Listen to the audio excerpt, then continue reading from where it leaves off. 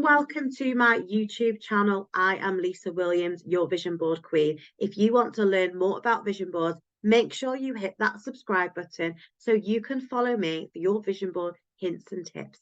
This video, we're going to be talking to one of our guest experts, Julia, and we're going to be talking about all things inner peace and bringing that spiritual practice to life.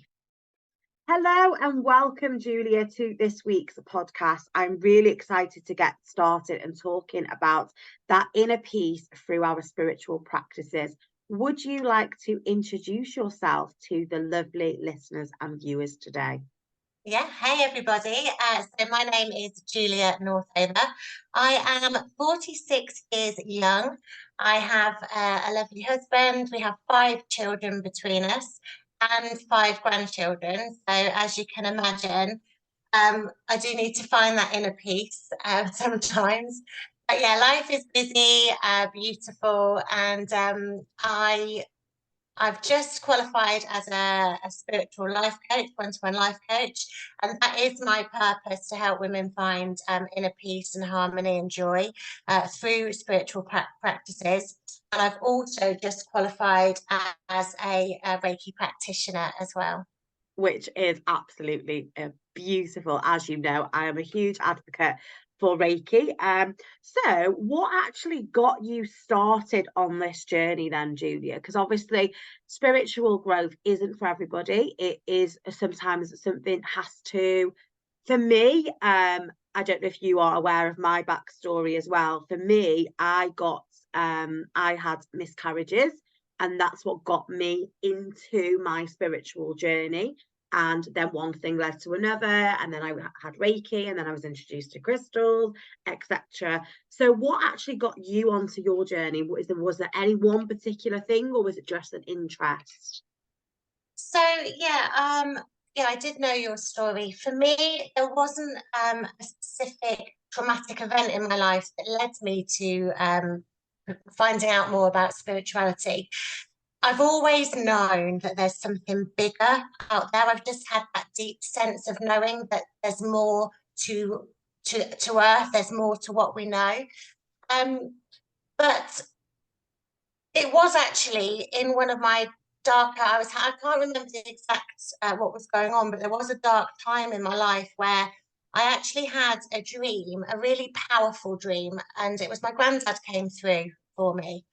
And my granddad and I were really close when I was younger. And whenever I go to see like a clairvoyant, or I have a reading, he is always the person that comes through for me. So I always feel his presence around me as well. And I had this dream, and in this dream, he was there and he was showing me clear quartz crystals. Now, I had a few crystals in my house just for decorative. I had some amethyst, I had some rose quartz. I didn't really know much about the properties of them. They were just there because I liked the way they looked. So I'd not actually even heard about clear quartz, didn't even know what it looked like. So I had this dream and this vision of this clear quartz. And I woke up and I just knew I had to get some. I didn't know why. I didn't know why I had to get some, but I just knew I had to get some clear quartz. And I Googled it, and the image came up, and I thought, yeah, this is what I'm supposed to get. And I then Googled my nearest crystal shop, because I'd never been to a crystal shop before. So found one really locally and decided I was going to go and get some of these crystals. And another beautiful thing that happened at the same time is there was a white feather in between my doorway from my bedroom to my hallway, which for me was another sign that, this is what I needed to do. So that got me started into sort of looking more into the crystal side of things and having an interest in crystals, finding out more about their properties. And in regards to growing my spiritual practice, it's just sort of continued from there. The more I look into things, it's like magic. The more things open up to me. So I've always been interested in wanting to help people. Like when I was a child, I wanted to be a teacher. I've always wanted to, help people learn, to guide people, just to be around people. I find that people will come to me for advice. You know, they're drawn to me. Yeah. And I looked into doing life coaching, and that was a path I wasn't sure whether I was going to do or not do. I decided to go ahead with it, and from that, the company I did it with also do Reiki courses. I looked into the Reiki courses, thought that would be perfect. It will complement what I'm already doing. And I signed up for the Reiki course, and literally about, I think it was 2 or 3 weeks later, I went to there was a craft fair that my mum was, she had a craft stall there, and there was a clairvoyant in the corner. And she was only charging something like £15. And I thought, well, she might not be the real deal, but I'm going to go and I'm going to see what she's got to say. And she said straight away, she said, I really feel you have a strong healing vibe around you. And she said, I think you're going to have a change in career. And anyway, she carried on. I didn't tell her until the end. And then I said, well, actually, I've just started on this Reiki course. So yeah, that's how I led on to starting that. Amazing. So, what has crystals done for you then? How have you used them to help you in your life? I think the main crystals, I mean, tend to go for the more grounding crystals. I have an absolute monkey brain that it's all over the place. I'm terrible for starting a job and then not finishing that job before I move on to a different job. So grounding Sounds like crystals my are great for husband, me. that. I have little projects going on all around the house. And my husband's the opposite. He's like quite tidy and sorted out, and I'm Yeah, just like, that's yeah. me. That's me. So I'm clear, regimented, right? This is organized. That's got to be done there, and that's got to be done there. This is how this is when we're doing this. This is when we're doing. Phil will walk downstairs and forget what he's gone downstairs for. yeah, that's me. Yeah, I'll start something, move on to something else, and forget what I've started. So, yeah, I find the grounding crystals are really good for me. I absolutely love smoky quartz. Yeah. And I haven't done this for a while, but during lockdown, I found it was a really good crystal to have while I was doing. I did a lot of meditation during lockdown to sort of calm my anxiety. You know, when we were in the height of everything and everything was quite scary, I found meditation was a really good way of grounding myself and bringing me back to the present. And I would put a piece of smoky quartz at the bottom of my feet, Ooh, and I could nice. literally feel like a buzz, like a vibration on my feet from this crystal. Yeah. So I like to have a piece of that in my pocket if I feel like I'm going somewhere where I might be a bit anxious, or if I just need to calm down a little bit, that's my go-to. But yeah, I use them a lot in manifesting things, and I have some amethyst, a beautiful piece of amethyst by my bedroom, which I I like to have. Some people don't like amethyst in their bedrooms. For me, I like it. Does aid me with my sleep, and Amethyst is meant to be good for sleeping, though, so I don't really understand why people don't like it in their bedroom yeah. Some people because it's say a it can really good crystal for sleeping. So do good with amethyst dreams. needs to be in your bedroom, basically. Yeah, so I've got a huge piece which I absolutely love, and I do love the dreams that I get, which I think are magnified by the amethyst as well. So yeah, I just find, I mean, all about crystals as well. There's a crystal for everything. Yeah. So yeah, And I actually wish I found crystals a lot sooner than what I did. But for me, I've only been this must be about 2 years, 2.5 years that I've started to delve deeper into crystals. I was introduced to them much sooner and I had the odd one or two. But it's only been as I've opened myself up more, the crystals have come to me more. yeah. So it's very much that kind of journey, isn't it, with them? And you only need a couple to start with, you only need a couple to get going. And then once you get addicted Oh, to them. 100%. And then because the more you realize and see the benefits of them, the more you want more. Yeah, and I feel as well, I was doing a meditation again, like I said, I try to meditate when I feel myself, if I need to bring myself back down. And I wasn't feeling great, so I wanted to do a meditation, and I just went to choose a crystal. And I'm still at that stage where I'm not sure about all the properties of the different crystals. I need to look them up, but I believe that actually just picking a crystal, if one's calling out to you, Yeah. just picking that crystal and using that, setting your intention with it and using it for what you want it for, and then looking up the meaning afterwards. So I picked up, I think it was a piece of malachite. It's a beautiful green crystal, the beautiful pattern. And I was, I think I'd got a terrible sore throat at the time. I'd got a really bad, I'm down with like a fluey cold. And I picked up this malachite, and it wasn't until afterwards that I'd done the meditation that I Googled it. And actually, that is also associated with your throat chakra, because I thought because it was green, it wouldn't It be. would, yeah, Yeah, but yeah, it is actually associated with your throat chakra as well. So I had picked up a crystal that I was meant meant to to work use, with. yeah. I really like obviously like yourself, I go with what I'm drawn to. Sorry, because that to me is a much easier, and you're going to get the benefits. If you're drawn to it, then you obviously need it. Yeah. So, in terms of the Reiki, then, what obviously I know you said that you have recently qualified as a Reiki practitioner. Have you been actively going for Reiki over the last couple of years? You know, is that been something that you've had as part of your spiritual journey? So not really. I went once a few years ago because I'd never heard of it, so I was quite interested as to what it was all about.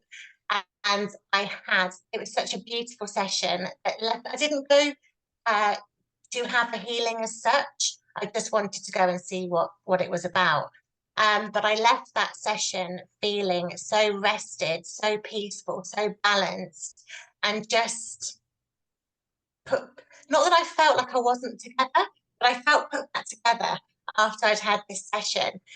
And I didn't have another one until I've started doing the practice myself, because I wanted to go and see how other practitioners did theirs. Because everybody has their unique way of, I mean, we're all taught the same and we all use the energy, but people practice differently. So I wanted to go and see Yeah. what it was like.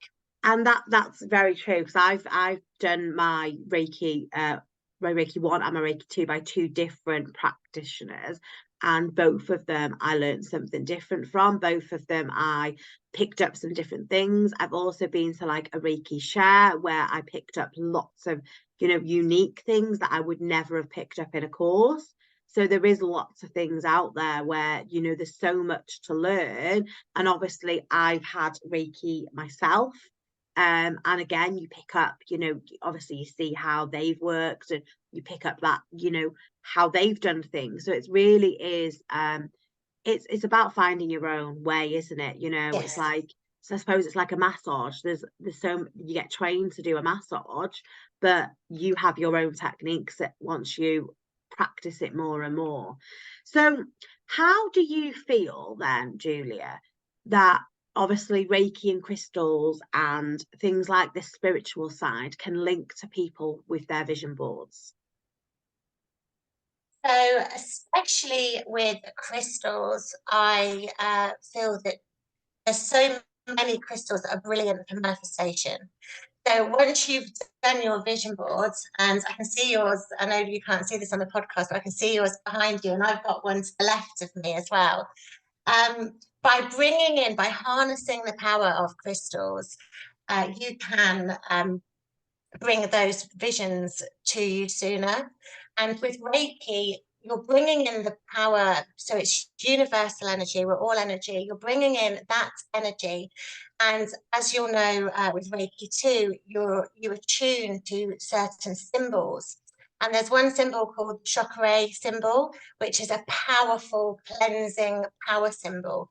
And that's an amazing one to just even draw onto, over your vision board, and when you're doing your visioning. So harnessing those energies definitely help with vision boards. Yeah, definitely.